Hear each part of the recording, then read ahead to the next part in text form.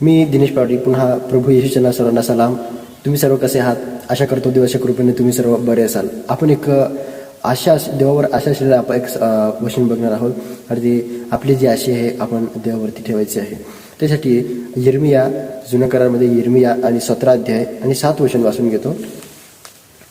जो पुरुष परमेश्वरावर भाव ठेवतो, ज्याच्या भावविषयी परमेश्वर आहे तो धन्य. 8 वचनमध्ये, तो जलाशयाजवळ लाविलेल्या वृक्षासारखा होईल. तो आपली पुढे नदी व किनारी पसरेल. उन्हाळी जळई येते तिला तो भिणार नाही. त्याची पाने हिरवी राहतील. अवर्षणाच्या वर्षी त्याला चिंता पडणार नाही. तो फळे देण्याचे सोडणार नाही. Praise the Lord. देवाचं वचन म्हणत आहे की जशी आशा देवावरती आहे, ज्याने आणि देवाची आशा देवावर आशा ठेवणारा कोण असेल? तो विश्वासी, जो देवाचे नियम पाळणारा असा व्यक्ती. आणि त्याने देवावर आशा ठेवावी आणि परमेश्वर त्याला आशीर्वादित करणार आहे. Praise the Lord. आणि आपल्या जीवनामध्ये खूप वेळा काय होतं की आपण एकदा प्रार्थना करतो, दोनदा प्रार्थना करतो आणि आपण निराशेमध्ये चालला जातो आणि आपण नाराज होऊन जातो आणि दोष देऊ लागतो, एकतर देवाला किंवा स्वतःला किंवा कोणतेही कारण असू शकतं. पण देवाचं वचन काय म्हणत आहे? तुम्ही कोणालाही दोष देऊ नका. फक्त तुमच्यामध्ये स्वयं ठेवा, धीर धरा आणि देवाचा जो वेळ आहे त्याची तुम्ही वाट पहा आणि देवाच्या आशीर्वादाची वाट पहा. आणि तुम्ही फक्त प्रार्थनेमध्ये तत्पर राहा. देवावरती विश्वास राहू द्या आणि फक्त प्रार्थना करणे सोडू नका, हे देवाचं वचन म्हणत आहे. पण खूप वेळा आपण काय करतो की आशा आपण ठेवतच नाही आणि आपल्या पद्धतीने आपण चालू लागतो. ते चुकीचं आहे. Praise the Lord. पण देवाचं वचन म्हणत आहे, पण स्तोत्रकर्ता आपल्याला शिकवत आहे, माझ्याकडे आशीर्वाद नसेल तरी मी देवाचा धन्यवाद करत राहीन.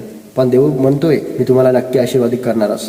आपल्याला नवा करारामध्ये, जुन्या करारामध्ये दोघं ठिकाणी आपल्याला परमेश्वराने स्पष्ट सांगितलेलं आहे की जो कोणी माझ्या वचनावरती विश्वास ठेवेल, जो कोणी माझ्या वचनावरती चालेल, जो कोणी माझ्या नियमानुसार चालेल, त्याला मी बहु आशीर्वादित करेल असं म्हणत आहे. Praise the Lord. खूप आशीर्वाद परमेश्वराशी त्याच्याकडे राहील असं देवाचं वचन म्हणत आहे. पण त्याची आशा देवावरती आणि त्याचे विश्वास देवावरती असला पाहिजे. कारण देवाचे नियम आपल्याला वाईटपासून सावरतात आणि देवाच्या वचनाकडे आपल्याला घेऊन जातात, देवाच्या सान्निध्यामध्ये आपल्याला बसवतात. Praise the Lord. कारण काही वेळा आपण काय करतो की देवाच्या वचनाकडे आपण दुर्लक्ष करतो, बायबल वाचत नाही, प्रार्थना करणे सोडून देतो आणि आपल्या पद्धतीनुसार आपण चालू लागतो. ते चुकीचं आहे. Praise the Lord. आणि त्यासाठी देवाचं वचन म्हणतात आहे, आपली इच्छा, आज आपण कोणतेही काम केलं असेल किंवा कोणतेही काम आपल्या रोखलेलं असेल किंवा अजून आपले काम झाले नसेल तर देवावरती आपल्याला विश्वास करायचा आहे आणि त्याला परमेश्वर एक दिवशी नक्की करणार आहे. आणि परमेश्वर ते अडकलेलं काम, देवाची इच्छा असेल, ते आपल्यासाठी योग्य असेल, ते परमेश्वर त्याला नक्की काम सक्सेस करेल. हा विश्वास आपल्या तिथं असू दिला पाहिजे. कारण देवाच्या वचनावरती आपण चालतो, देवावर आपण विश्वास करतो, तेव्हा आपल्या जीवनामध्ये मोठे चमत्कार होतात, कार्य होतात. आपण अनेक प्रकारचे, आपण कुठे असा, कंपनीमध्ये असा, कामाला असा किंवा आपण कोणत्या ऑफिसमध्ये असा, एखाद्या मेडिकल शॉपवरती असा, एखाद्या दवाखान्यामध्ये, कुठेही राहू द्या तुम्ही, तुमचा आजार असेल, चिंता असेल किंवा खूप कोणतेही संकट असू द्या, परंतु देवाचं वचन आपल्याला शिकवत आहे की तुमची आशा जी आहे ती देवावरती राहू द्या आणि परमेश्वराच्या वचनावरती तुम्ही विश्वास ठेवा. तेच तुम्हाला आरोग्य देईल आणि आशीर्वादित देणार आहे. Praise the Lord. कारण देवाचं वचन आपल्याला कधीही सोडत नाही, त्याची शांती आपल्यावर नेहमी बसत राहते. कारण स्तोत्रकर्ता आपल्याला पहिला अध्याय, त्या वचनामध्ये आपण 8 वचने आपण जर पाहिली तर त्या वचनामध्ये आपल्याला हे पाहायला मिळतं की देव आपल्याला नक्की आशीर्वादित करतं आणि जो कोणी निंदकाच्या बैठकीत बसत नाही आणि रात्र देवाचं मनन करतो तो धन्य आहे असं देवाचं वचन म्हणत आहे. आणि तसे आशीर्वाद तशाकडे राहील. कोणाचे? कारण स्तोत्रकर्ता आपल्याला शिकवत आहे, जो पुरुष दुर्जनाच्या मसरीने चालत नाही, पापीजनाच्या मार्गात उभा राहत नाही आणि निंदकाच्या बैठकीत बसत नाही, तर परमेश्वराच्या नियमशास्त्रात रमतो, तशा नियमशास्त्राचे रात्र दिवस मनन करतो. Praise the Lord.